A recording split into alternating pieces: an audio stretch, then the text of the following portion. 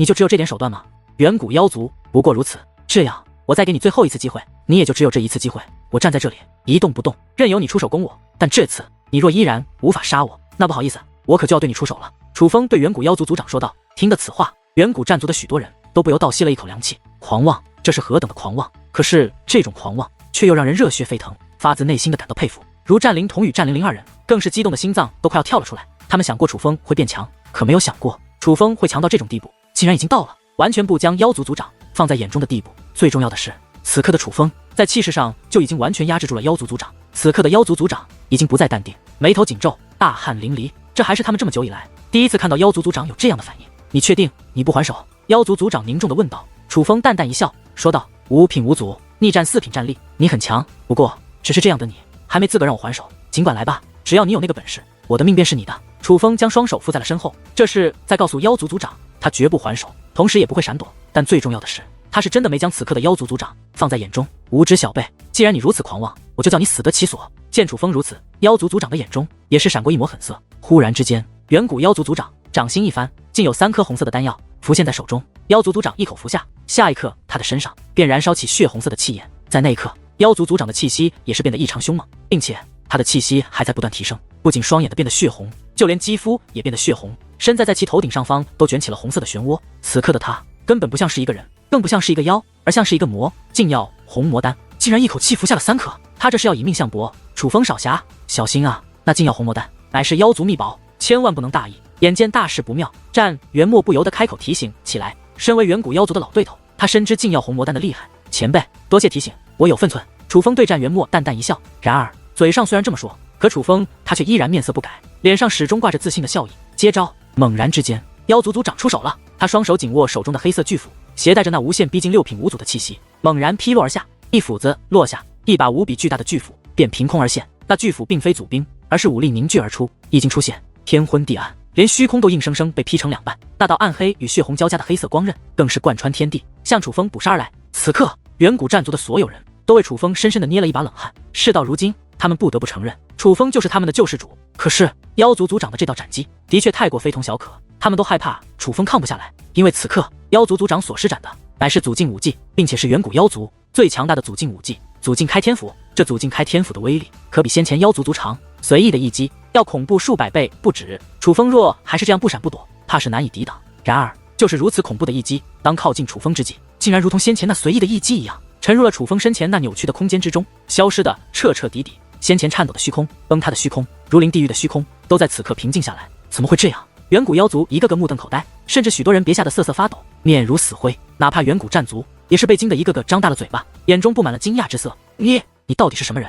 你到底是何来头？而妖族族长更是近乎发狂，歇斯底里的大吼着：我给你机会，你没把握住，那么接下来就要轮到我出手了。楚风淡淡一笑，随后眼中雷芒闪烁，下一刻一众磅礴的威压便自其体内散发而出，笼罩这方天地。这一刻，所有人都是神色大变，因为他们终于能够感受到楚风的修为与战力。7品5族，逆战4品战力，这便是此刻楚风的修为。你小小年纪，怎么可能如此之强？妖族族长脸上的癫狂已经不在，取而代之的是无尽的惊恐。他终于知道他为何无法伤到楚风了。同样的战力之下，却比他高出2品修为，这样巨大的差距，他能够战胜楚风才怪。做好受死的准备了吗？楚风淡淡的问道。楚风此话刚刚落下，那妖族族长竟然跪在了地上，向楚风磕头求饶：大人，我错了，是我有眼不识泰山，是我狗眼看人低，还望你给我一次机会，饶我一命，求您饶我一命。妖族族长卑微的祈求着。此刻莫说战族之人，就连妖族之人自己也被惊呆了。他们的族长向来高高在上，不畏生死，他们还是第一次看见他们的族长这个样子，这样的卑微，这样的懦弱，这样的贪生怕死。若是我不及时出现，你今日又是否会放过战族一马？楚风开口问道。大人饶命，大人饶命啊！我真的知错了，我是真的知错了。妖族族长没有回答，而是继续求饶，因为他知道他现在解释也没用，唯一活下去的机会就是向楚风认错求饶。你放心，你死之后，我不会灭你妖族，我会放你妖族一马，让他们得以继续传承下去。楚风说道。当真？妖族族长缓缓抬起了头，凝重地问道。此刻的他就像是已经做好了受死的决定一般。当真？楚风点了点头。可就在这时，妖族族长嘴脸立刻变化，竟猛然转身，以极快的速度向远方狂奔而去，眨眼之间便消失不见。他堂堂妖族族长竟然逃了。这一刻，众人一脸呆滞，不知道该怎么形容此刻所发生的戏剧性变化。至于楚风，则是淡淡一笑，无奈地摇了摇头。他并没有去追，而是缓缓地抬起了手臂，正对着妖族族长逃去的方向。当楚风手掌打开的一刹那，顿时狂风涌动，莫说树木拔地而起，就连云朵也是被卷入其中。那是一股强大的吸力自楚风掌内散发，欲要吞噬一切。不，伴随着一声惨叫，一道身影也是连滚带爬的自远处飞掠而来，那正是妖族族长。这位妖族族长号称当今战族古域内最强的存在，在楚风的面前竟毫无招架之力。我要你死，你不可活！楚风淡淡开口，而开口的同时，眼中也是涌现出凌厉的杀意。下一刻，一声闷传来，妖族族长便在众目睽睽之下奥体而亡，死在了楚风的手中。妖族族长的祖兵战斧从半空之上飞落而下，但是他的肉身早已不见，粉碎在天际之上，化作血雨消散而下。妖族之人一个个面如死灰，脸上尽是绝望之色。他们没有想到，他们的族长大人就这样被人抹杀。可是连他们的族长大人在楚风的面前都没有还手之力，他们这些人又当何去何从？今日此时怕是他们的末日。可就在这时，在那血雨之中，忽然传来一声刺耳的怒吼。下一刻，一道暗黑色的气体便浮现而出，并且越来越多。那暗黑色的气体似是幽灵一般，似人非人，似人非人，却发出阴森怪异的吼声。磅礴且强大的气息，秘技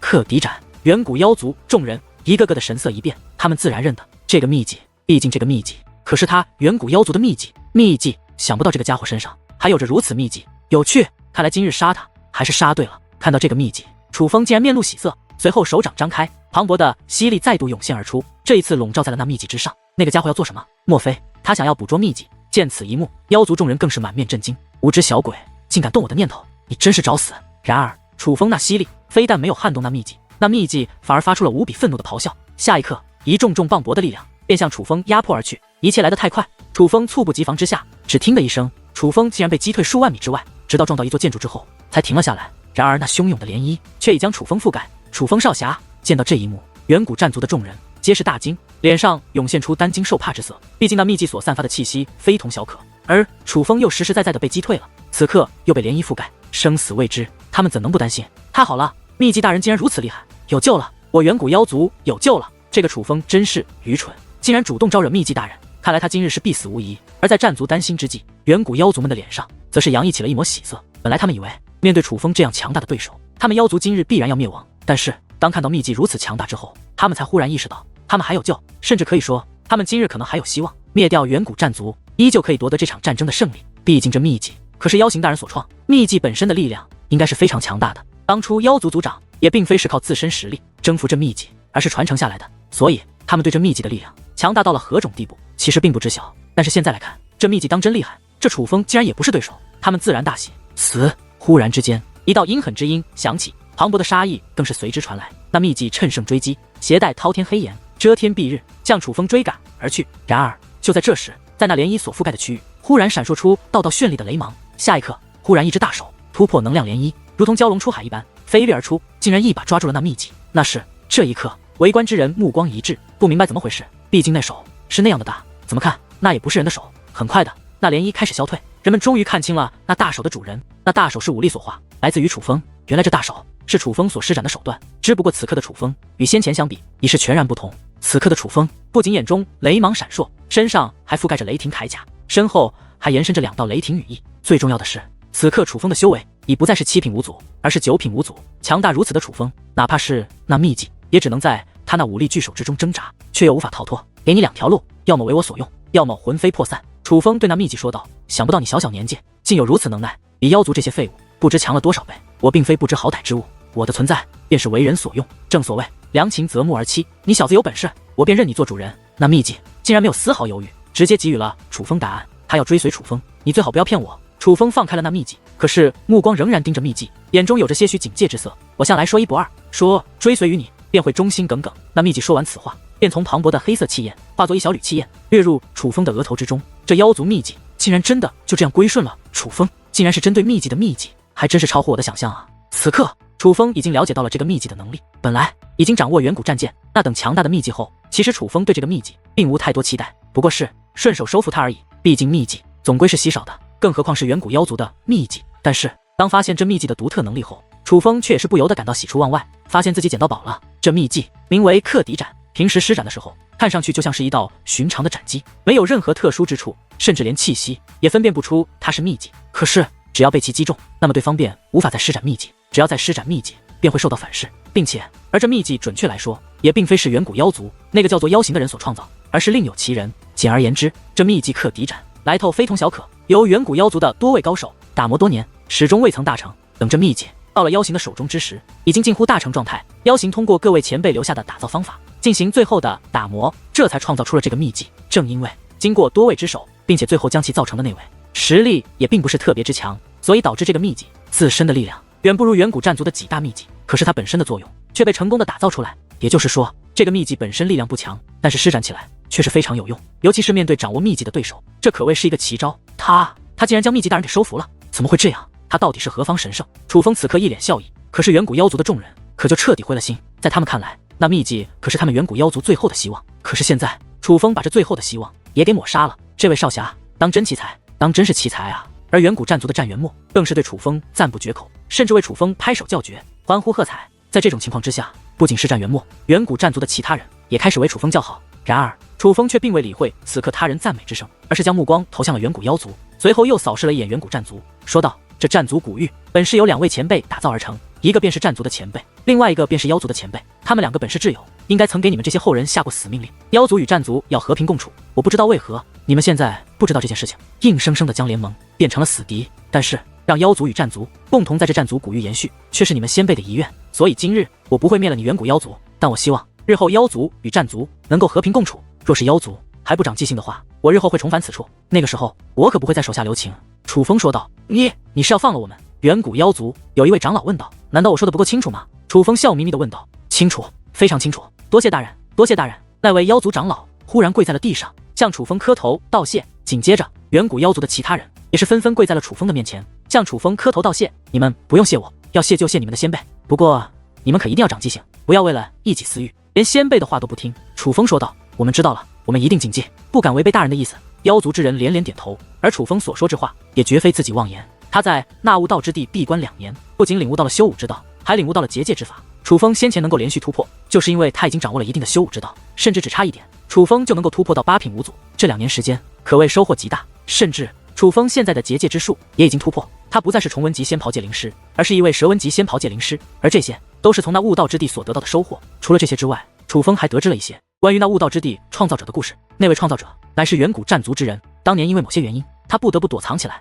所以他便来到了这里，创建了这战族古域。其实主要目的就是隐藏，而与他同来的不仅有远古战族的一些追随者，还有一群远古妖族之人。那位远古妖族当时的首领与战族乃是挚友，2人关系非常之好，所以这战族古域之内才会有妖族与战族2个种族。其实那悟道之地的创造者有没有对后人说过一定要与妖族和平共处的话，楚风并不知道，那只是楚风的猜测。但楚风知道，当初战海川没有灭掉远古妖族，也一定是因为当初的战海川同样知道了当年的事情，而连战海川那个战族之人都没有灭掉远古妖族，楚风自然也不会将妖族灭掉，否则怕是违背了那悟道之地创造者的意愿。很快的，远古妖族的大军便撤离了，而在楚风的示意下，远古战族的人也没有对远古妖族进行追杀，只是派出大军去收回远古战族以往的地盘。至于楚风，此刻则再度被请入了远古战族之内。虽然大战刚刚结束，理当打扫战场，替伤者疗伤，并非是摆庆功宴的最好时机，可毕竟是楚风凭借一己之力救下了远古战族。战元墨无论如何都要先感谢一下楚风才是。楚风少侠，老夫战元墨乃是玲玲和灵童的爷爷，你的事情我都已经听说了，你可真是我远古战族的贵人啊！当初不仅救下了我玲玲和灵童，今日还救了我远古战族，今日我代表远古战族敬楚风少侠一杯。战元墨手举酒杯，很是高兴地对楚风说道：楚风少侠，我们敬你。与此同时，远古战族族长以及远古战族的那些长老也是纷纷举起酒杯向楚风道谢。此刻那些人都是一脸的殷勤，只不过他们的笑容却很不自在，毕竟他们心有愧疚，可是他们就是不提，就如同什么都没发生过一般，这让楚风很是不爽。楚风明白了这些人的想法，他们自然是怕战元墨知道真相，责罚于他们，真是一群无耻之辈，居然连一点担当的勇气都没有。当日之事就不准备提了吗？就当做什么都没发生了吗？简直太不要脸了！女王大人也识破了对方的想法，不由得怒骂起来。楚风，此事绝对不能就此作罢，必须给予他们一点颜色瞧瞧，否则还真咱们好欺负了，不成？女王大人愤愤不平地说道。放心，我的女王大人无需动气，有我在，不会让他们这么混过去。楚风对女王大人说完此话后，并未直接对远古战族这些人翻脸，而是面带微笑。当然，面对这些人的敬酒，楚风并没有站起来，哪怕是那缓缓举起的酒杯也并没有饮下，而是看着战元墨以及远古战族的众人，将各自杯中的酒水饮酒之后，才说道：远古战族的诸位，还真是贵人多忘事啊！现在感谢起我的大恩大德了，为何不提当初囚禁我的事情？囚禁！听得此话，战元墨脸色一变，脸上的笑容瞬间凝固起来，而远古战族族长以及那些长老们脸色则是在这一瞬间变得极为难看，一个个支支吾吾，似是想要解释，但又不知道该如何解释。怎么回事？战元墨发现情况不对，顿时剑眉竖起，对自己的儿子冷声问道：“父亲大人，这件事其实是我这个远古战族族长结结巴巴，也是不知该如何回答。楚风少侠，这到底是怎么回事？我远古战族之前对你可是有怠慢之处，还是说有什么误会？”见族人不答，战元墨不由得看向了楚风，直接向楚风寻求答案。误会？楚风淡淡一笑，这才对战元墨说道：“前辈，若真要是误会，那这个误会可就太大了。前辈，不知道你能否帮晚辈分析一下，这个误会到底该不该发生？”楚风少侠，有事你便讲，若是他们真的做了什么过分的事情，今日老夫为你做主。战元墨拍着胸脯保证道：“既然前辈都这样说了，那我也就不再隐瞒，实话实说了。”楚风也不客气，将当初所发生的事情一五一十的全部告诉给了战元墨。在听楚风讲的时候，战元墨的脸色就已经开始变得难看，时不时的会恶狠狠地瞪身后的族人一眼，但是他一直忍着，没有说话，也没有发作，就那样静静听着楚风讲，直到楚风讲完之后，才如同酝酿许久的火山一般猛然爆发开来。畜生，真是一群畜生啊！战元墨那愤怒的声音响彻天地，比雷鸣还要刺耳，震动的大地和宫殿都是不断的颤动。大人，我们知错了。而此刻，远古战族族长以及远古战族的那些长老，包括远古战族在场的其他人，一个个的都是赶忙跪在地上，连头都不敢抬起半下，一个个的早就吓得大汗淋漓，瑟瑟发抖。看来你们是认了当初所发生的事情，真如楚风小友所说一样，恩将仇报，真是恩将仇报啊！楚风小友救了你们，你们居然恩将仇报，你们还是人吗？战元默契的脸色惨败，就连身体也瑟瑟发抖。忽然他身体一僵，随后嘴巴一张，一大口鲜血竟自其口中喷洒而出，下一刻他竟然难以站稳，向地上躺卧而去。此刻还是楚风手疾眼快，身形一动，来到其身后，将战元默给拦住，这才使得他没有倒卧在地上。父亲大人，我们知错了，求大人严惩，大人莫要动怒，伤了自己。眼见着战元默竟然被气得吐血，远古战族的众人一个个真的吓坏了。严惩？你们的确应该严惩，恩将仇报，忘恩负义，你们当死！战元默愤怒地说道。死！听的这个字，远古战族的人一个个吓得面如死灰，如同石化一般愣在了原地，更有甚者更是双腿无力，一屁股瘫坐在了地上，目若呆鸡。他们都想过战元默知道这件事情定会严惩他们，但是没有想到战元默竟然提到了死字，而向来清楚战元默脾气的他们都知道战元默从不开玩笑，他既然说要他们死，那怕是就真是要杀了他们。大人，我们知错了，求大人网开一面，饶我们一命吧。一时之间，各种求饶的声音不断响起。莫说当日为难楚风的人，哪怕战灵童、战玲玲这姐弟俩也是开口求饶，他们自然是为自己的父亲和自己的兄弟姐妹以及自己的前辈们求饶。他们也都想过自己的爷爷会惩罚，可是没有想到会这么狠。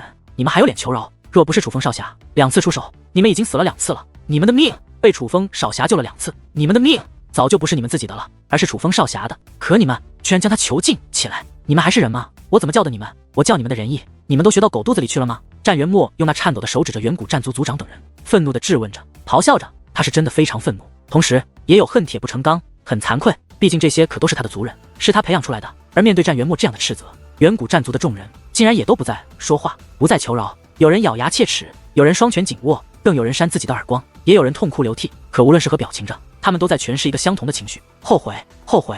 他们是真的后悔了，后悔自己当初的所作所为。尤其是当他们亲眼看到楚风拥有如此实力，并没有对他们战族之中一人出手，反而是将妖族赶走，救了他们远古战族之后，他们当真是后悔不已。在楚风的对比下，他们发现自己是如此的小肚鸡肠，如此的小人得志。算了前辈，事情已经发生，我也没有什么事情，给他们一些警戒就可以，不必真的责罚。然而就在这时，楚风却忽然笑着开口了。此刻莫说战元默一脸呆滞，就连远古战族的众人也同样是一脸呆滞。在他们看来，楚风将此事说出来，为的就是想让他们受到惩罚。怎么现在他们即将受到惩罚了，楚风反而站出来替他们求情了？他们实在是不能理解，也想不通楚风到底是怎么想的。似是猜到众人心中的疑虑，楚风面带微笑站起身来说道：我本来也没有想过要对你们如何，只是你们先前没有一个人为当日之事向我解释，还想要隐瞒真相，想要就这样把事情带过去，那我便不能接受。因为你们这种行为无异于是逃避，这对你们来说也不是好事。楚风大哥，那你的意思是，其实你并不想要报仇？此刻倒是战灵童站了出来，而战灵童的这句话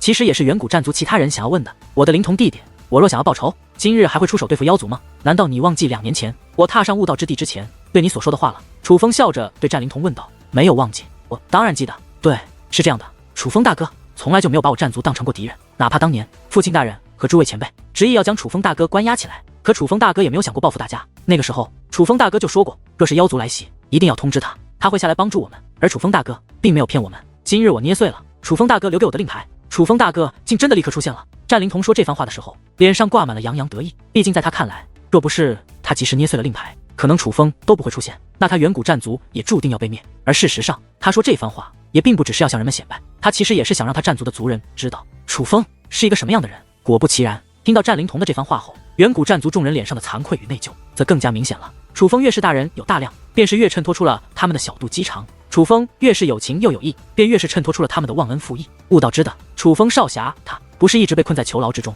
何时登上的悟道之的？忽然，远古战族族长一脸疑问地说道：“是啊。”与此同时，那些长老也是猛然反应过来，脸上露出了一脸懵逼的表情。这2年间，他们都曾到过那囚牢之中，劝楚风放弃远古战舰。按理来说，楚风不应该登上悟道之地才对。哈哈，父亲大人，各位前辈，说来你们别不信，那囚牢根本就未曾困住过我。楚风大哥，战灵童说得意的道：“怎么会没困住？我曾多次探望过楚风少侠，还曾与他谈话。”远古战族族长说道：“哈哈，我的父亲大人，那根本就不是我楚风大哥，只是我楚风大哥的一道分身而已。”战灵童捧腹大笑起来：“分身？竟然只是分身？不可能，那绝对不是分身。”远古战族族长并不相信。父亲大人，那被困在牢笼之中的的确是分身。就在此刻，战灵灵也是开口说道：“可是分身怎会那般逼真，简直与楚风少侠一模一样。”远古战族族长说道：“寻常界灵师自然布置不出那样的分身，可是楚风少侠可以，因为他乃是一位仙袍界灵师。”战灵灵说道：“仙袍界灵师？楚风少侠他竟然是仙袍界灵师！”战灵灵此话一经说出，无疑又是一道重磅消息，在众人耳边炸响，在心中掀起了轩然大波。因为他远古战族除了那位开辟着战族古域的先祖以及战海川之外，便没有一位族人的界灵之术能够达到那种层次。仙袍界灵师对于他们来说就如同神话一般。楚风少侠果真奇才啊！战元墨看向身旁的楚风，眼中充斥着毫不掩饰的欣赏与敬佩。修武这方面的强大，楚风已经展露无遗，但他真的没有想到，楚风在结界之术方面的造诣竟也如此厉的。爷爷，我楚风大哥不仅是仙袍界灵师，他还登上了悟道之地的第3层。战灵童说道：“第3层。”而战灵童此话一出，无疑又是一条重磅消息，在众人心中炸响。此刻，所有人都难以平静，脸上都挂着既激动，同时又感觉难以置信的神色。仙袍界灵师登上悟道之地第3层，这对于他们来说都是传说一般的事迹，似乎除了战海川，没人能够登上第3层。可是楚风居然做到了。此刻楚风站在他们面前，对于他们来说，简直如同神人一般。然而，就在众人沉浸于楚风那不可思议的事迹之时，战元墨的脸色忽然开始变得扭曲起来，紧随其后又发出无比痛苦的声音：“大人！”见状，远古战族众人一个个赶忙迎上起来。可就在这时，战元墨忽然抬手说道：“不要紧张，我没事。”随后，战元墨又抬起头，用那复杂的目光扫视众人，说道：“不管怎么说，囚禁楚风少侠都是我远古战族不仁不义。楚风少侠可以不予追究，但我们不能真的就此罢了。前辈，这件事就算了吧，毕竟我能有今日修为，也多亏在那悟道之的修炼。”楚风说道：“楚风少侠，你听我说，这件事终归是我远古战族亏欠于你，就算你真的不打算追究，可我远古战族也一定要给予你一定的补偿。”战元墨说道：“补偿一定要给，父亲大人，您决定吧。”远古战族族长说道：“不，这件事情我无法决定。”战元墨摇了摇头。听得此话，远古战族众人皆是神色一致，有些茫然。战元墨虽然现在已不是族长，可是他其实一直是远古战族最有权力的人。如果说连他都不能决定，那么远古战族之中还有谁能够决定这件事情？要由战府大人来决定。”战元墨说道：“战府大人是远古战府。”众人恍然大悟。父亲大人，战府大人有何指示？远古战族族长问道。这件事情，战府大人要亲自来说。战元墨说道。亲自来说。众人暗自吃惊。远古战府身为秘籍，倒是可与战元墨沟通，可是亲自说话，这恐怕是一件很难做到的事情。这件事情还要由楚风少侠帮忙。秘籍附体，除非死，否则不可脱身。可此事对仙袍界灵师除外。楚风少侠，你是仙袍界灵师，请你帮我让战府大人脱离出来。战元墨对楚风说道。父亲大人，若真要战府大人从你体内脱离而出，用先祖留下的大阵即可，根本不用楚风少侠出手。远古战族族长开口说道。他其实是没那么相信楚风，尽管楚风是仙袍界灵师，可是毕竟秘籍非同小可，相比于楚风，他还是相信他族先祖留下的大阵。闭嘴，这件事情必须楚风少侠来做。战元墨瞪了自己的儿子一眼，随后又看向楚风道：“楚风少侠，务必要帮我，这件事情我的确可以做到，只是那样一来，你的身体会受影响，你现在本就负伤，怕是不合时宜。”楚风说道。楚风少侠，这是战府大人的意愿，战府大人的意愿我不能违背，求你了，帮帮我。战元墨话到此处，竟要向楚风下跪。前辈，不要这样。楚风赶忙将战元墨搀扶住，随后很是无奈地说道：“我帮你便是。”随后，楚风便布置特殊阵法，开始帮助战元墨将秘籍从他的体内剥离出来。而楚风如今乃是蛇纹级仙袍界灵师，所以他的结界之术一经施展，便可谓绚丽无比，照耀天地，好厉害！这便是传说中的仙袍界灵师，果然名不虚传。众人都被楚风那精湛的结界之术给惊呆了。快看，快看那纹路，竟是蛇纹。楚风少侠他不仅是仙袍界灵师，还是蛇纹级仙袍界灵师。他的年纪应该刚刚30出头吧？这么小的年纪，无论是修武的时间，还是修炼结界之术的时间，都是极短，太不可思议了。天纵奇才，这才是天纵奇才。与他相比，我们简直太渺小了。而远古战族之中，也有见多识广之辈。当他们认出楚风仙袍界灵师的级别，并说出来之后，自然而然，楚风在众位远古战族族人心中的地位又提升了一个档次。不知道楚风少侠这个阵法是否可行？然而，在惊叹的同时，远古战族族长却有些担心。秘技毕竟与寻常的武技不同，秘技是具有生命的。认主之后，按理来说无法脱离而出，除非特殊的阵法或者强大的手段，并且不管什么样的方法，都必须是主人愿意配合才行。若是秘技的主人不想将秘技放出，那就算有通天的手段，也无法将秘技取出，除非将其主人斩杀。就如同楚风对待妖族族长那般。可是话说回来，就算秘技的主人愿意配合，可是取出秘技也是一件很危险的事情。本来为了方便秘技传承，在他远古战族之内，还有他们那位先祖所留下的阵法，那座大阵非同小可。只要愿意的话，就可以将秘技取出来。在远古战族族长看来，虽然楚风的结界之术的确很强，可是若要取出秘技，用他本族的阵法更为可靠。毕竟之前他们就曾多次用那座阵法取出过秘技。他实在不明白他的父亲为何执意要让楚风来做这件事。其实他不是信不过楚风，他主要是害怕他的父亲出现什么意外。毕竟在他看来，楚风再强也强不过他们那位打造了这战族古玉的先祖。然而就在这时，那座阵法光芒大生，并且战元墨就如同已经与那阵法融为一体了一般。很快的，战元墨的额头开始出现特殊的符咒，符咒绽放出特殊的光芒。那光芒起初是淡淡的微光，很快便变得异常的耀眼。下一刻，那道金光便自其额头射出，化作一把长达数百米的金色巨斧，横在半空之上。巨斧看似简单，没有太多的纹路，可却战意昂然，气息逼人。这便是远古战斧。此刻，哪怕是楚风也是目光一变，这是远古战斧的本体，掌握着最原始的力量，非常强大。虽然比之当日的远古战剑的确是比不上，可是比之那克敌斩就要强大数倍不止。扪心自问，楚风可以轻易的收服那克敌斩，可是在这远古战斧的面前，楚风却依然渺小的可怜。父亲大人，您没事吧？此刻，远古战族族长则是立刻来到了战元墨的身旁，毕竟这是他的亲生父亲，所以相比于其他事情，他更关心他父亲的安危。放心，我没事。战元墨笑着说道，并且说这话的时候，看向了楚风一眼道：“楚风小有的结界之术，比我想的还要精湛。”而此刻，远古战族族长再度看向楚风，眼中也是充满了佩服，因为他惊愕地发现，他父亲此刻虽然的确有些影响，可这影响的程度极低，比之他们先祖的那座大阵，似乎并没有太多的差异。这一刻，他才真正的意识到，楚风的结界之术当真是名不虚传。我知命令，尔等听否？而就在这时，一道充满威严的声音忽然响起，回荡于天地之间，正是远古战斧。我辈战族族人，愿听从战斧大人号令。战元墨向远古战斧跪拜施礼，高声说道：“愿听从战斧大人号令。”紧随其后，远古战族的其他人也是纷纷跪拜施礼。楚风，他们忘恩负义，恩将仇报的对你，你当真不追究他们？远古战斧对楚风问道。果不其然，他特意要出来，竟真的是要为楚风做主。他们虽然将我囚禁，可却并未伤我，也算是念及了情分。更何况，远古战剑对远古战族的确有着特殊意义，他们不想被我带走，我其实非常理解，所以从一开始我就并未打算对他们如何。楚风说道。好，真是英雄出少年，你小小年纪能有如此胸襟，当真不易。远古战斧发出赞赏的声音。远古战族的众位族人听着，楚风可以不追究，但我们不能就这样算了，否则便真的是不仁不义。我们要补偿楚风，我提议将远古战族最招牌的武技全部交出来，交由楚风修炼，就当作是对楚风的补偿。远古战斧说道，把我们的武技交给楚风修炼。这听得此话，远古战族众人颇为吃惊，一个个的不由将目光投向了战元墨。毕竟远古战族的武技本是不该传给外人的，那可都是他们远古战族的真传啊！战斧大人的话没听到吗？还不快去把我族最招牌的武技全部给我取过来！战元墨说道。见战元墨竟也赞成，远古战族的其他人就算再不情愿，自然也是不好拒绝。很快的便有人离去，是去取远古战族的武技了。而很快的，那些人便回来了。他们回来之后，手中都是举着一个巨大的石碑，这石碑很是特殊，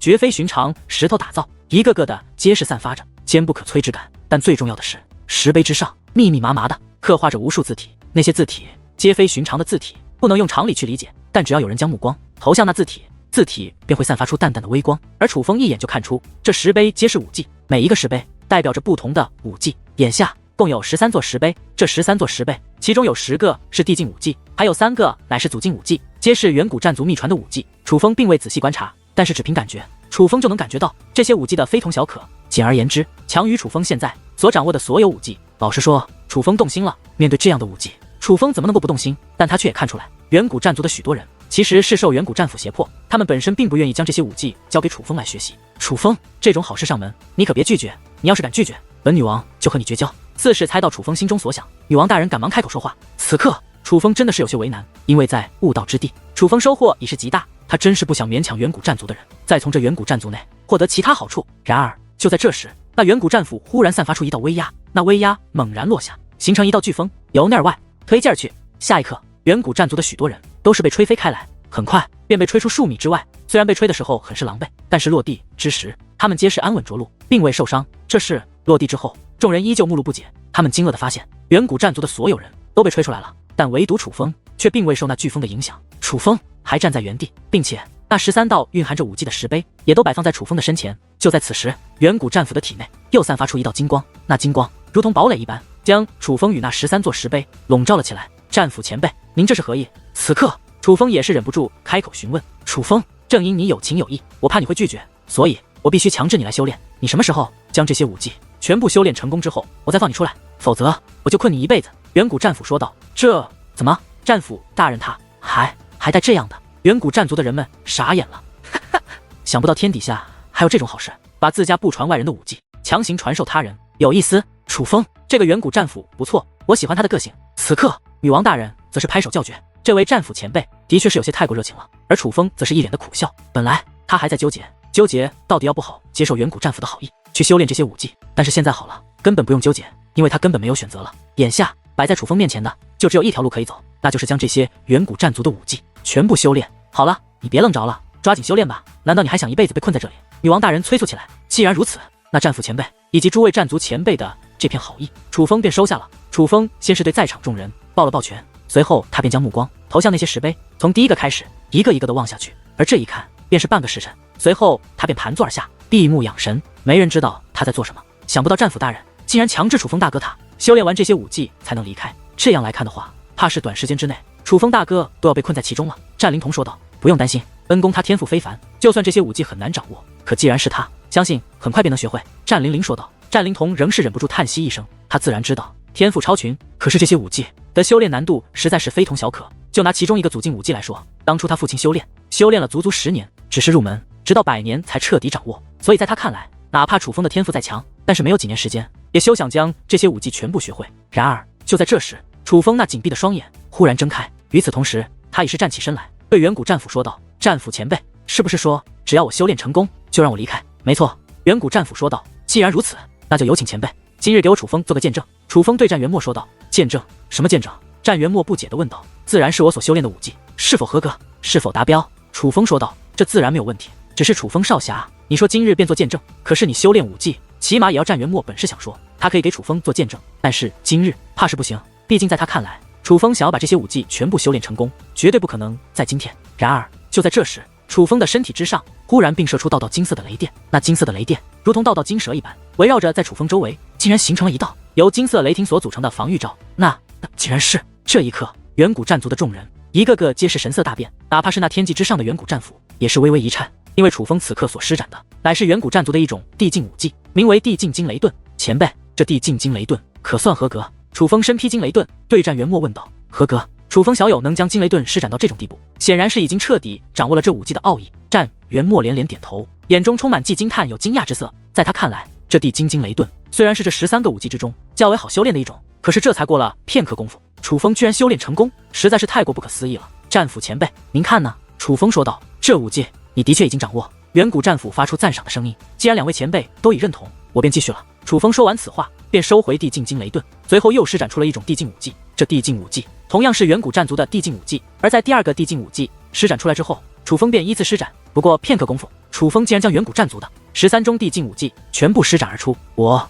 不是做梦吧？这是真的吗？姐姐，你打我一个耳光，我看看这是不是做梦？战灵童惊讶地张大了嘴巴。是真的，只是这未免太不可思议了。恩公他究竟是怎么做到的？难道说他根本就不是人，而是什么？战灵灵同样感叹连连，一双美眸看向楚风，眼中尽是复杂。而此刻如战灵灵这般所想的可不在少数，毕竟在他们看来，那些武技皆有难度，就拿最简单的一个地境惊雷盾来说，也不可能在这么短的时间内便修炼成功，更何况楚风竟然把13个武技全部掌握，哪怕那3个祖境武技也是可以娴熟的施展出来，在他们看来，这绝非寻常之人能够做到的事情。事实上，楚风自然不是神，他能够这么快掌握这些秘籍，主要依靠2点。首先，第一点，楚风现在的修为已达7品无足，此时的楚风，无论身体的承受力还是武力的操纵力，都已经完全达到了可以轻松驾驭这些武技的地步。至于楚风，只是记住修炼方法，便能够如会贯通的施展出来，甚至强于那些修炼了几百年的人。那便源于第二点，这也是最重要的一点，那便是楚风丹田内的那一片散发着远古气息的竹茧。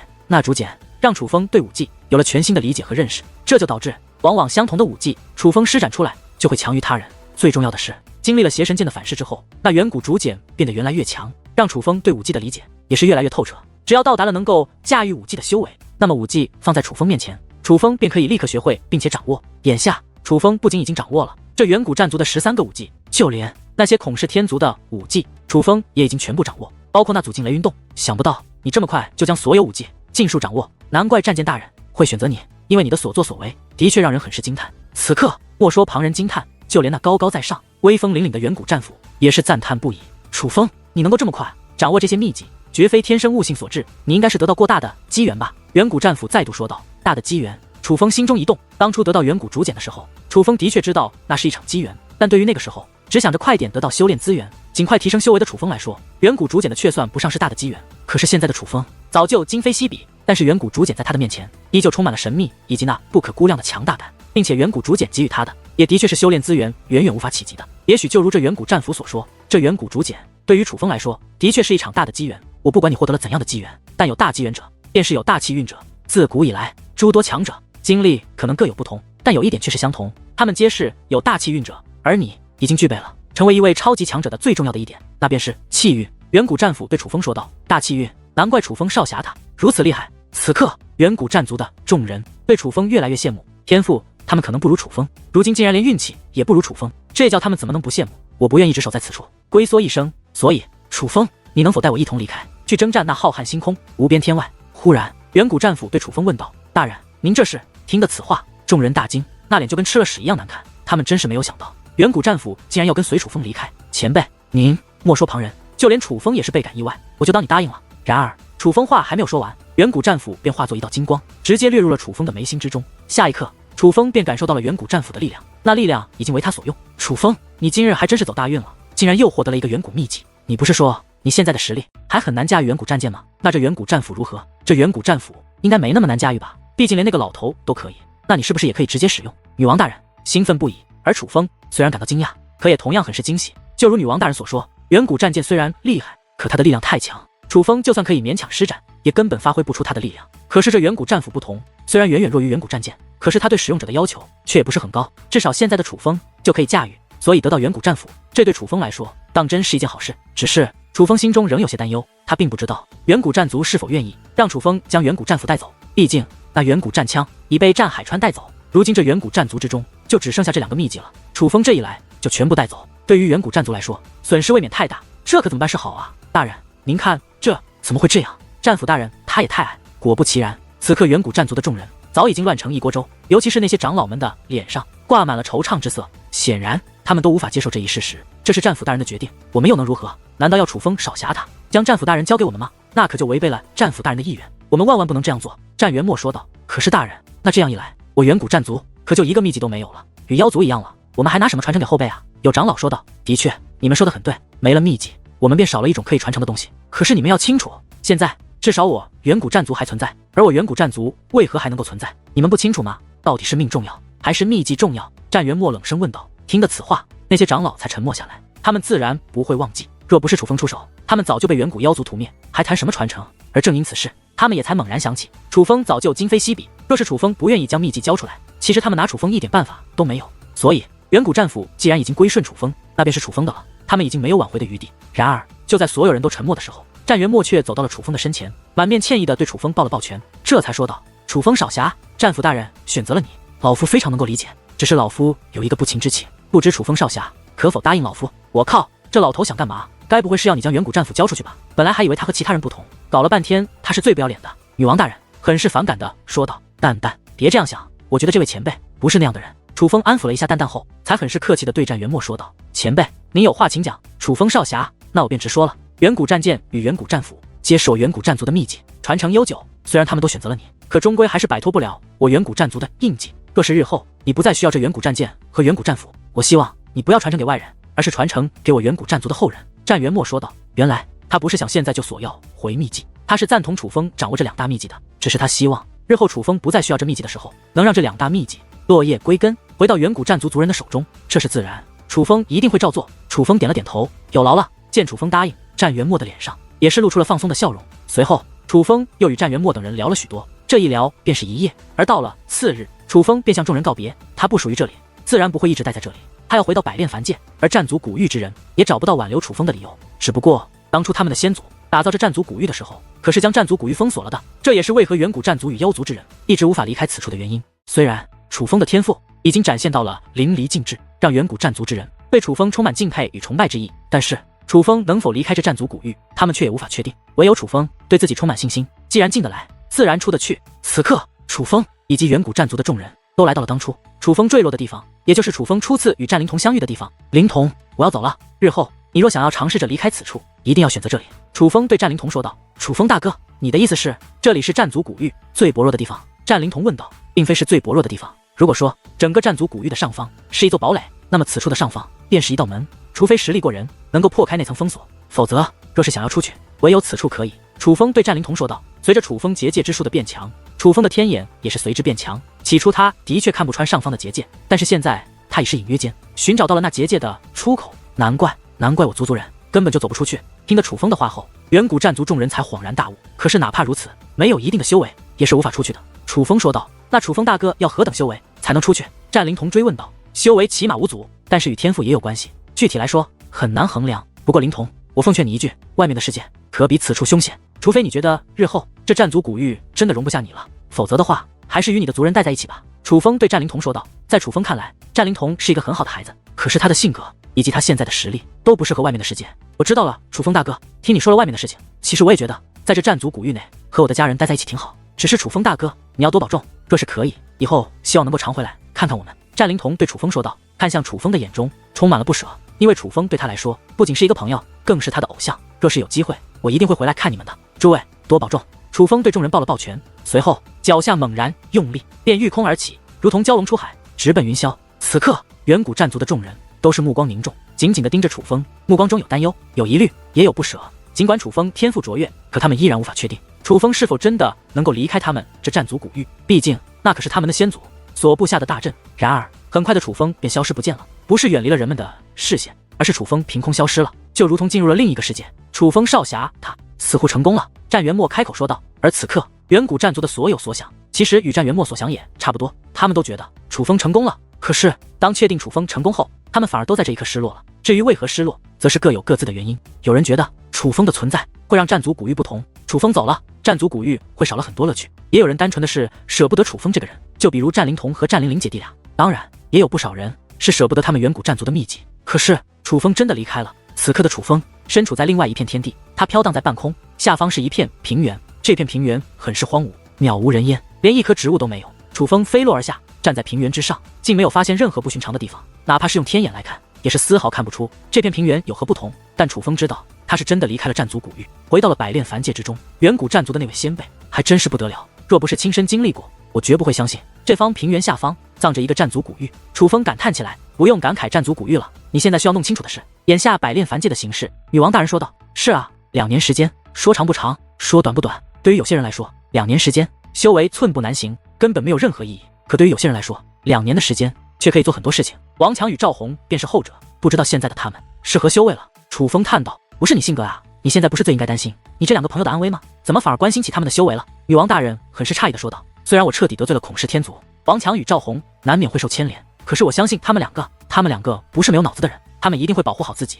楚风说道。那倒也是，不过你现在不是应该关心孔氏天族的情况吗？当初孔氏天族那些孙子那么对你，简直是过分至极。虽然你借助邪神剑的力量，险些让他们灭门，可那终究是邪神剑所为，并非你本意。我觉得你应该亲自去教训他们，让他们知道你楚风不是那么好欺负的。女王大人说道。与孔氏天族的账的确要清一清，但这件事可以先放一放，我想先找到王强与找赵红。楚风说道。可就在此时，楚风忽然目光一动，转身投向了身后。此刻楚风所望的方向没有任何异动，可是楚风的眼中却看到了另外一个场面，有一大批人马正浩浩荡荡的向所在的方向赶来。这批人马应该是同一座势力的，正好向他们打听一下眼下百炼凡界的局势。楚风笑着说道。楚风本来想与他们打探消息，所以就站在这里等待他们过来，无聊之间也观察着他们的唇语，想看看他们在交谈些什么。而就如楚风所猜测一样，这些人是的确来做同一座势力。那势力的名字叫做玉山宗，玉山宗的宗主是一位拥有4品5祖修为的老者。眼下这个玉山宗几乎集结了势力内的所有精英，由他们的宗主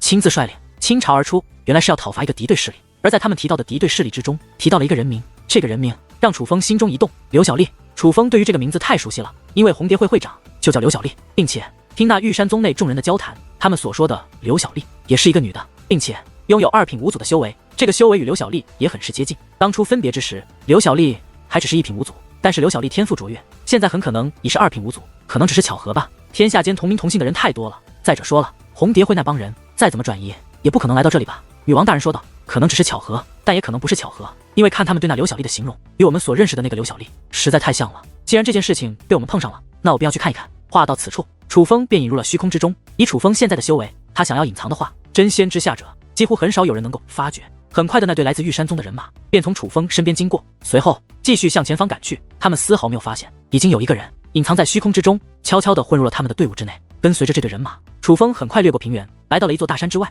通过天眼观察，楚风发现那大山之中有着一座宗门，这个宗门人数不是很多，殿宇更是很少，并且一切设施都很新，应该是刚刚创立不久，并且眼下这个宗门正在遭到5个势力的围剿。楚风算是发现了，楚风所跟随的这个叫做玉山宗的势力，应该也是围攻那个宗门的。这样一算，加到一起的话，就是有6个势力要围攻那个宗门了。不过好在现在双方只在对峙，并没有真正的大打出手。但是那个宗门势单力薄，现在表面来看的确已是岌岌可危，但是那个宗门的宗主面对5个势力的围攻，以及5位3品5祖的威胁，却是面色不改。最重要的是，那个宗门的宗主还只是2品5祖的修为而已，相比于那5座势力首领还要弱上1品修为。而最重要的是，那个宗主是个女的，她的模样与刘小丽并不一样，可是楚风一眼就认出来，那个女子就是刘小丽，只不过容貌易容了而已。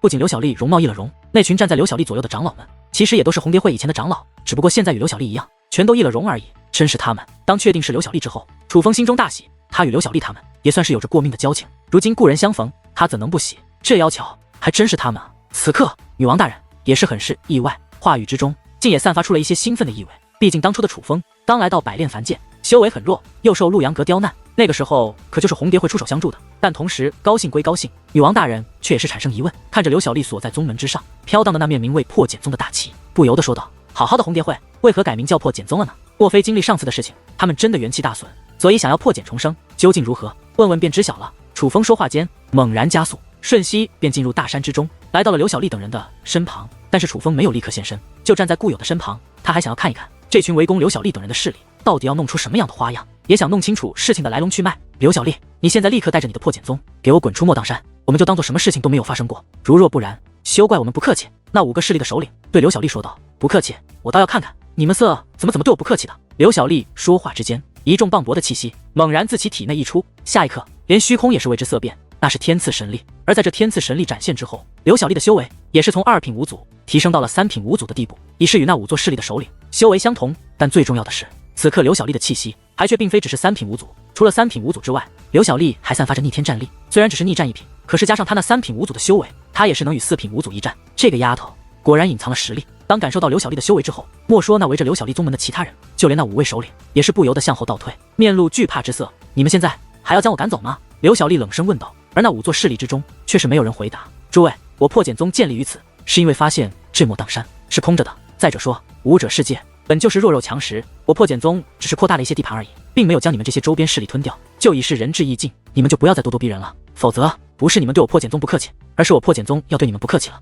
刘小丽对众人说道。话到此处，楚风终于知道为何会有这些势力联手对付刘小丽他们了，原来是因为地盘之争。显然刘小丽刚搬到此处没有多久，而这些围剿刘小丽的应该都是附近的老牌势力，他们觉得刘小丽的出现威胁到了他们这些老牌势力的地位，所以才围剿刘小丽他们。但是在刘小丽展现实力之后，那5个势力都展现出了惧怕之意。虽然他们人多势众，但他们却也非常清楚，修武者的世界是我不能用人数来衡量强弱的，只是刘小丽一个人就能将他们这5个势力的所有精锐尽数灭掉。但是哪怕如此，他们却并没有立刻退散，反而是在等着什么？还不走？你们是非要我给你们一点颜色瞧瞧吗？眼见着对方还想纠缠，刘小丽一双美眸之中闪烁出了不耐烦的神色，真是好大的口气！我玉山宗倒要看看你是怎么给我们颜色瞧的！就在此时，一道厉喝忽然自大山之外响起，紧随其后，一队人马也是浩浩荡荡地闯入了大山之中。看到这队人马，那已经胆怯的5个势力顿时面露喜色，显然是他们的援军到了。而那队人马正是楚风一路尾随而来的那队人马，玉山宗的人马。楚风早就知道到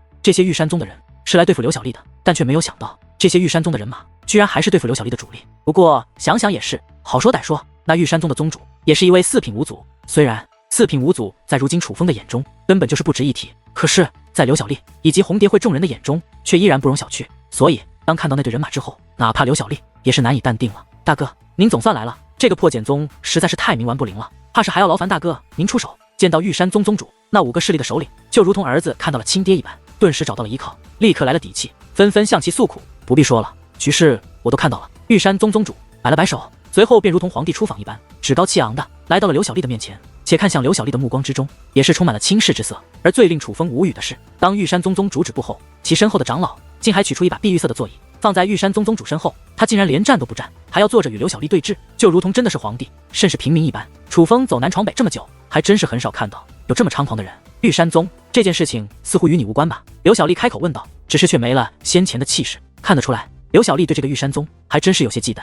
无关？怎么会无关？他们5个可是我的结拜兄弟。玉山宗宗主说话间取出了一个长长的烟袋，他一边漫不经心的去点烟，一边漫不经心的开口：刘小丽，我看你是个女孩子家家，不想难为你现在立刻带着你这群虾兵蟹将给我滚，我就当做什么都没有发生过。听得此话，莫说刘小丽，就连刘小丽身旁的众人也是面露怒色，但是他们并未真的发作，反而是强行压制了下来。怎么着？我看你这不服的表情，还想跟我交手是怎么的？别说我看不起你，就算你有逆天战力，能与4品五祖一战，那又如何？你终归不是4品五祖，所以你终归不是我的对手。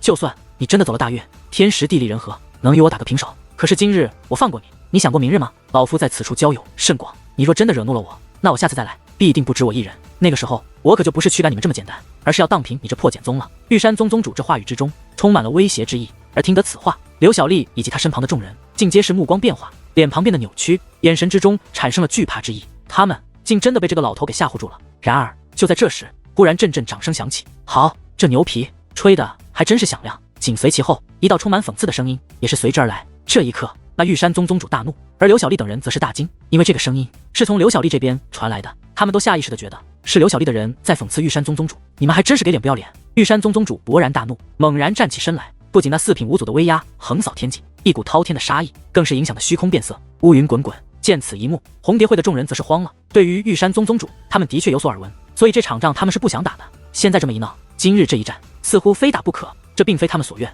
话是我说的，有本事的话，你就来找我算账。而就在这时，一道身影忽然凭空而现，出现在了刘小丽的身旁。看到这位，在场之人无一不是神色大变，目露惊讶之色。这位自然便是楚风，只是楚风不想开杀戒，所以便没有露出真容。莫属玉山宗的众人，就连刘小丽等人也不知道此刻的楚风究竟是谁。你是何人？玉山宗宗主冷声问道。我是何人不重要，你们只需要知道，现在立刻给我滚，以后不要再来找这破茧宗的麻烦，你们还能活命，否则后果自负。楚风说道。真是好大的口气，你以为你是谁？你凭什么玉山宗宗主？讽刺的开口。然而他话还未说完，楚风的气息便自其体内散发开来。7品五祖的气息虽然无形，可却如同千军万马徘徊于这大山之内，覆盖于天地之中。这股气息你是7品五祖？感受到楚风的气息之后，莫说旁人，就连玉山宗宗主也是吓得脸色苍白。忽然之间，那先前傲气冲天的玉山宗宗主竟然跪在了楚风的面前。大人，是我有眼无珠，是我有眼不识泰山，先前出言不逊，竟与大人顶嘴。大人，您大人有大量，看在小人知错能改的份上，放过小人一马吧。这玉山宗宗主竟然在开口求饶。大人，放过我们吧，我们再也不敢找这破茧宗的麻烦了。紧随其后，玉山宗的其他人以及另外5座势力的所有人全部跪在地上，向楚风磕头作揖，满面歉意的开口求饶。更有甚者，已是潸然泪下，瑟瑟发抖。他们当真是被吓坏了。不过这也不能怪他们，他们虽然在此处作威作福，可终归只是一群3等势力，7品五祖对于他们来说，那是绝对不能招惹的人，也实在是招惹不起的存在。楚风本就不想与他们太过计较，所以并未为难他们，只是说出了一个字：滚。听得此话，那些人就如同的救了一般，哪里还敢停留，一个个开始向楚风道谢，感谢楚风放他们一马，随后便赶忙拔空而起，向远处逃遁而去。那浩浩荡荡的人马眨眼间便消失在了这片大山之中，向远处逃遁而去。然而此刻红蝶会的众人则是神色茫然，他们实在不清楚这位高人为何要帮他们，因为他们好像不认识实力这么强横的人，所以在他们看来也只能是一位高人恰巧路过，看不下去这件事情，这才仗义出手的。于是刘小丽来到楚风面前，满面感激地对楚风说道：晚辈刘小丽，破茧宗宗主，多谢前辈仗义出手，为我破茧宗化解危机。破茧宗。此刻楚风则是淡淡一笑，随后说道：不是红蝶会吗？